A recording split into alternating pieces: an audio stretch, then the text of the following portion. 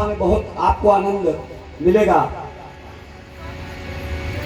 सिर्फ और सिर्फ हनुमान जी की कथा।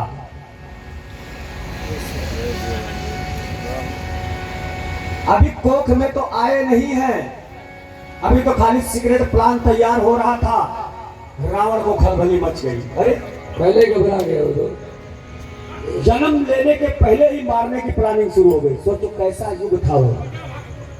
आज भी यही चीज चल रहा है।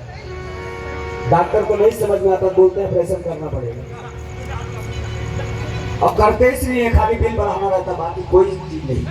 ठीक है, मानते हैं कि एक दो केस सीरियस होते हैं, लेकिन आज मैंने बहुत नजदीक से देखा है। पहले जमाने में लोग बोलते थे कि डॉक्टर देवता होता है, लेकिन आज के जमाने में मुझे लगता है डॉक्टर कसाई हो गया है।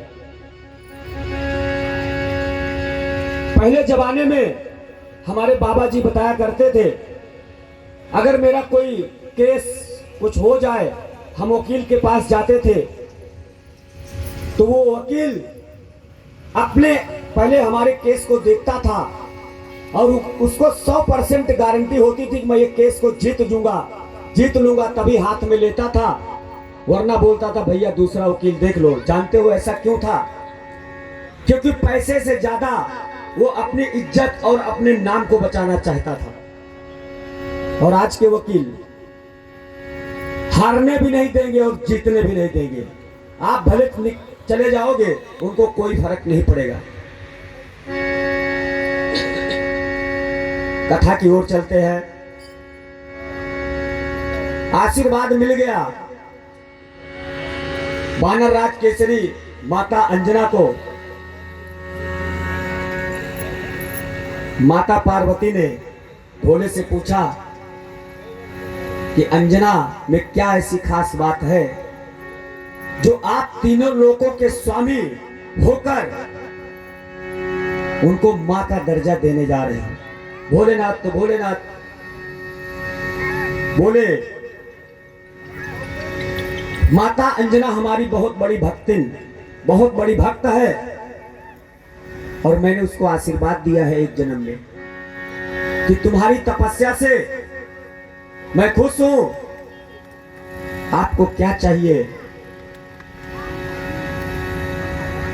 तब उस स्त्री ने कहा था कि भगवान, मैं चाहती हूं कि आप हमारी कोख से जन्म लो और हमें मां का सौभाग्य प्राप्त कराओ, दर्जा दो। भोलेनाथ खुश थे, दे दिए। उसके बाद अंजना के बारे में बताते हुए शंकर भोलेनाथ बताते हैं कि अंजना देवराज इंद्र के सभा की एक सकुशल, एक बहुत बढ़िया काम करने वाली, पूजा पाठ करने वाली अप्सरा थी। कुछ जगह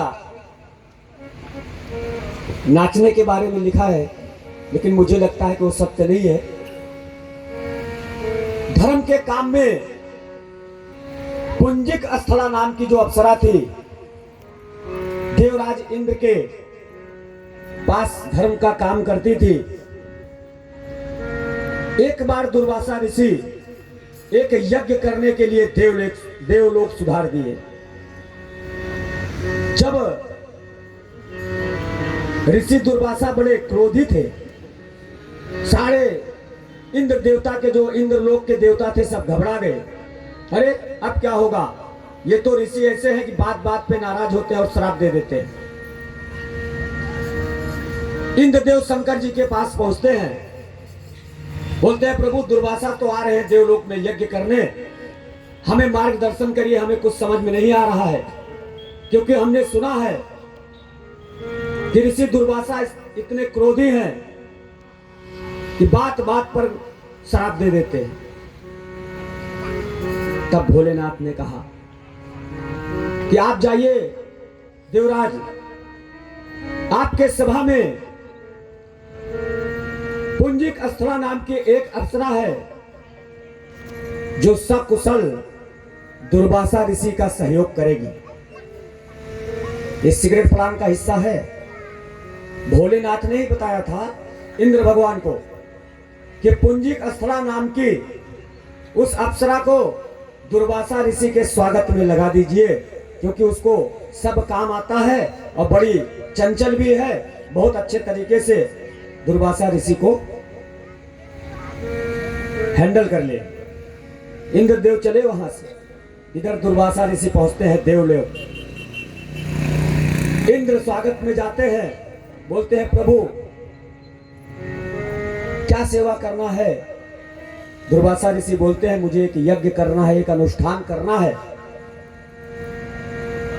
बोले कोई बात नहीं, आप अनुष्ठान करिए, हम आपके अनुष्ठान की पूरी तरह से तैयारी करवा देंगे। उनको रहने के लिए महल बता दिया। सारी तैयारियां अनुष्ठान की होने लगी।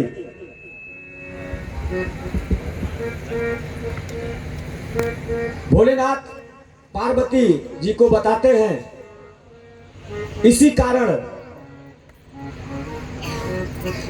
दुर्वासा ऋषि के यज्ञ में सहयोग करने के लिए पुंजिक स्थला नाम की अप्सरा जाती है। तैयारियां चल रही थी अनुष्ठान की, और पुंजिक स्थला जो अप्सरा थी पैरों में पायल पहने हुई थी, बजती बहुत थी। ऋषि ध्यान में बैठे थे, ये कूद कूद के काम कर रही थी। इसको एक शौक था कि हमको इतना बड़ा काम सौंपा गया है। जैसे आज ये कथा का आयोजन हमारे महाराज जी के द्वारा हुआ, तो आदमी को एक लगन, एक उत्साह होता है। बड़ी खुश थी पुंजिक स्थला। उसको क्या पता था कि मुझे श्राप मिलने वाला है। भगवान का ध्यान भंग करने के लिए वो बार बार बजा रही थी। वो पायल दौड़ दौड़ के काम कर रहे थे और पायल छन छन छन बज रही थी। दुर्वासा ऋषि का कई बार उन्होंने कंट्रोल किया, लेकिन ध्यान टूटा और उसने, दुर्वासा ऋषि ने पुंजिक स्थला नाम की जो अप्सरा थी श्राप दे दिया। बोले जिस तरह तू बंदर की तरह उछल उछल के काम कर रही है, मुझे डिस्टर्ब किया है, मैं तुझे श्राप देता हूं कि आने वाला अगला जन्म तेरा बानर योनि में हो। दुर्वासा ऋषि ने उन्हें श्राप दे दिया। पुंजिक स्थला नाम की अप्सरा ऋषि के चरणों में पड़ गई। बोली ऋषिवर, हमने तो आपकी सारी आज्ञा का पालन किया है, सारी व्यवस्था हमने आपके बताए अनुसार किया है, फिर ये श्राप क्यों? जब ऋषिवर का ध्यान टूटा, पछताए। व्यवस्था तो सब कर ही दिया था, क्योंकि भोले शंकर रात ने बताया था उस अप्सरा का नाम देवराज इंद्र को। ऋषिवर पछताए, लेकिन दिया हुआ श्राप वापस नहीं हो सकता था। तो ऋषिवर ने उन्हें एक वरदान भी दिया साथ में कि ये मैंने जो तुम्हें श्राप दिया है, साथ में एक वरदान भी देता हूं कि तू जब जहां जाना चाहेगी जा सकती है, और बानर और मनुष्य दोनों रूप बना सकती है। जो जब जहां तेरी इच्छा होगी तू जा सकती है, तेरे अंदर इतनी शक्ति होगी, और जिस रूप में चाहे सामने वाले को प्रकट होकर दिखा सकती। पुंजिक स्थला सोची चलो कुछ तो भला हुआ, इतना आशीर्वाद मिला है तो काम तो आएगा ही।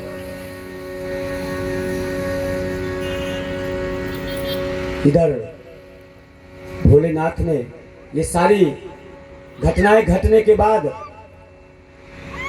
जब ऋषि ने पुंजिक स्थला को वरदान दे दिया, तो भोलेनाथ जी को याद आया।